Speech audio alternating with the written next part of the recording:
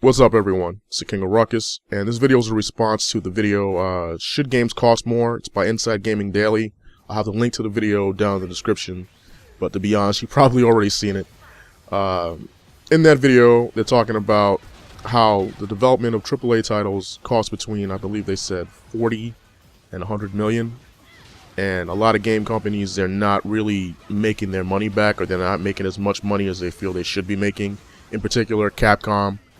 There was an article that they read that they were referring to in their video, and I have the link to that article down in the description as well. So in the video, they really asked two questions. The first was, should the cost of these games go up to $70 next generation because of the development cost for them? And the second was, would gamers be willing to pay that cost? $70 a game as opposed to $60 a game this generation. Whenever I make videos like this, I'm always saying to try and look at things from the business standpoint, and looking at it from that standpoint. If it's costing between $40 and $100 million and you're not getting a return, eventually you have to do something. You have to cut costs somewhere, and that's one of the options I think they should do. You may not remember, but in a video I put up a long time ago called "Is GameStop Going Out of Business?" Probably not. I was talking about how years ago publishers were basically saying that they would eventually go towards games being all digital, and that's something that's definitely going to be happening more next generation. I think publishers should focus more on that, cutting costs that way as opposed to raising the price for everyone. If you go all digital with your games, you're cutting out stores, so they can't compete amongst themselves and lower the prices. You also don't have GameStop and other retailers selling games used, taking money out of the publisher's pocket, the developer's pocket, and depreciating the value of the game that way. If it's just digital, you can sell it. You can either go $60 or you can lower the price initially, but keep it firm. Like, for example, instead of selling it at $60, sell it at $55 and keep that price static for longer than you would if you were selling the game new on shelves. And obviously, games are going to go on sale at some point, but if you sell the game at $55 new for a longer time, and you don't have people trading that game in during that time, you're probably going to make more money.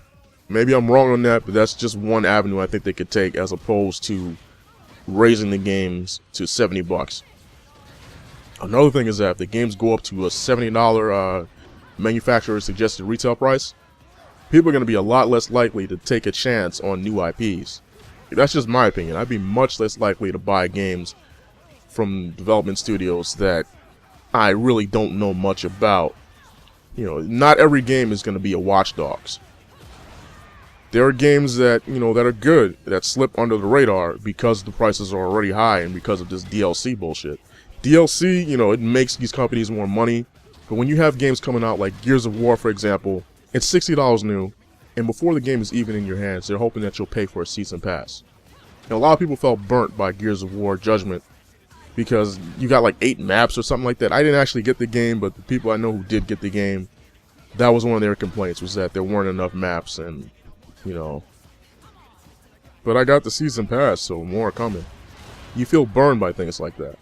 If they were charging $70 and you didn't have to pay for DLC, like any DLC that came out was free for you, that might be a different story.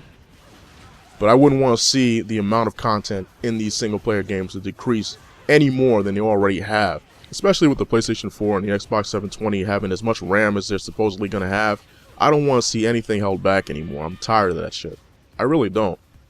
So if they increase the price to $70, there really should be no excuse for stuff being held back anymore. Businesses are upset that they're not making enough money. Some of the examples that you guys cited in your video, they're not as much of a profit as they want, but they're making profit. You have to wonder, there's a lot of things that tie into it. You have to wonder if DLC was a part of that profit. Actually, it's not. If you're just looking at game sales alone, and they're still making like 50, 60 million profit, even if that profit is being divvied up, if it's profit, it's profit. Then you have DLC on top of that.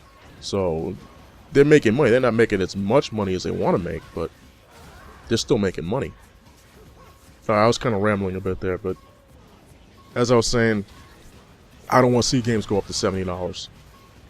to me, that's an absolute last resort that should be taken. Just looking at this generation, games went up from 50 to 60 in this generation. A lot of times, I felt like we got less content than we normally would have. Like, thinking back to the previous generation, the PlayStation 2 and Dreamcast and everything, those games, like a lot of those games, I had a damn good time with them. I never really felt like they held anything back. I got a lot of replay value out of them. And games this generation, like, as much as I love Tomb Raider, like, that game, I really enjoyed that game. I really did. I wanted to do a review for it, but it's been a little too long now. But once I beat the game, and I looked, there really wasn't anything for me to do. Like, the trophies that I missed were stupid trophies like Chatterbox. You know, there was multiplayer trophies, but I didn't like the multiplayer that much. So for me, I really didn't have much of a drive to go back and play that game as much as I enjoyed playing it that first time. And that seems to be the theme a lot for this generation. You go through single player, and unless there's like some trophies that you want to get, or that are a challenge for getting, or just, in many cases, people are just trophy hunters. They just want to get those trophies or those achievements. You know, a lot of times, you go through a game and there's really no desire to go through it again. That's something they need to work on. You need to make your games more enjoyable, more... Yep, they have to have more replay value. That's basic stuff, but if you're going to be charging me $70 out the gate, then you got to make sure you have those basics covered. Otherwise, you're going to be burning bridges, and you'll really be in trouble next generation. Development costs are sure to go up even further. So Capcom and these other companies that are in dire straits right now and don't want to end up like THQ, DLC is going to be a big part of the equation for them. But don't let it get to the point where it's like people buy a game and they feel ripped off. Like, take a good look at Street Fighter Cross Tekken, and how many people felt burnt by the fact that you had stuff on the disc and you were charging for it. Don't make that same mistake again. Don't hold content back just to cover your own ass. Release a quality product, keep releasing quality products, and then people will want to buy DLC for those products. And provide good DLC, not just fucking costumes and other shit that, you know, people won't have an interest in getting. You know, go back to making good and complete games. Games that people are going to want to go through multiple times so that they're less likely to trade them in. And also, definitely take a look at releasing these games digitally. Because if you release them on disc, as I mentioned earlier in this video, it's 3-something in the morning, and I know I'm just rambling at this point. You know, as I mentioned earlier in this video, you release it digitally, people can't really trade it in. People who like to wait or think about waiting, they may be more likely to pick up the games on day 1 or week 1 or month 1 as opposed to waiting for it to drop if they know it's a quality game. But I've been rambling. I don't know if I made any sense. That's pretty much it for this video. Thanks for watching. I'll see you next time.